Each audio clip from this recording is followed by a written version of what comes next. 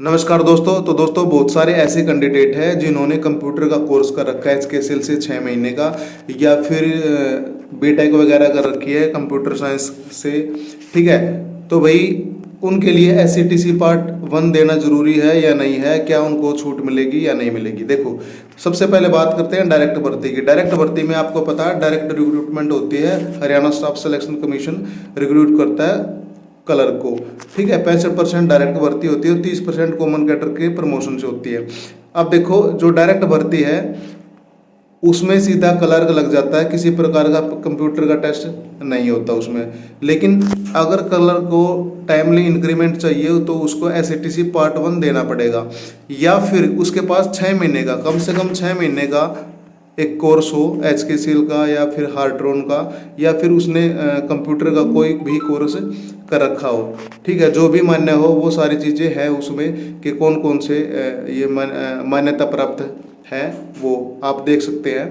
ठीक है, और इसके अलावा जो प्रमोशन है, ठीक है, प्रमोशन में जो एससीटीसी पार्ट 1 है कॉमन कैडर के अंदर, ठीक है, प्रमोशन का क्राइटेरिया देख लेते हैं जो कॉमन कैडर के अंदर है।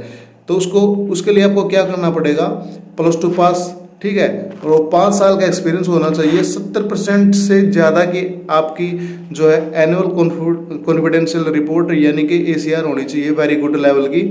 उसके अलावा कोई भी जुडिशियल प्रोसीडिंग नहीं होनी चाहिए। ठीक है, और इसके अलावा कोई भी एडवर्स रिमार्क्स नहीं होना चाहिए। साथ के साथ एससीटीसी पार्ट 1 आपको क्लियर करना है, यानी कि बेशक आपके पास 3 साल का डिप्लोमा है, कोई कंप्यूटर का कोर्स है 1 साल का, या फिर 6 महीने का कोई कंप्यूटर कोर्स है, वो यहाँ पर अब तक तो मान्य नहीं किया गया है। अब तक तो यही है कि एससीटीसी पार्ट 1 आपको देना ही पड़ेगा प्रमोशन के लिए। ठीक है, तो जो छूट वाली बात है वो केवल डायरेक्ट भर्ती में होती है। डायरेक्ट भर्ती के बाद जब आप ये चाहते हैं कि आपका इंक्रीमेंट ना रुके, ठीक है, टाइमली इंक्रीमेंट लगता रहे, तो आपको एससीटीसी पार्ट 1 और टाइपिंग टेस्ट देना पड़ेगा, यानी एससीटीसी पार्ट 1 और पार्ट 2 देना पड़ेगा। ठीक है, और छूट मिल जाती है डायरेक्ट भर्ती में, लेकिन प्रमोशन में आपको एससीटीसी पार्ट 1 देना ही पड़ेगा कॉमन कैडर के अंदर। ठीक है, अगर आप कॉमन कैडर से बाहर रहते हैं तो वो डिपार्टमेंट के रूल चलते हैं। ठीक है, तो ये वाले रूल नहीं चलेंगे, वो डिपार्टमेंट के रूल चलते हैं। ठीक है, जो भी डिपार्टमेंट के रूल है अलग अलग, ठीक है, वो चलेंगे।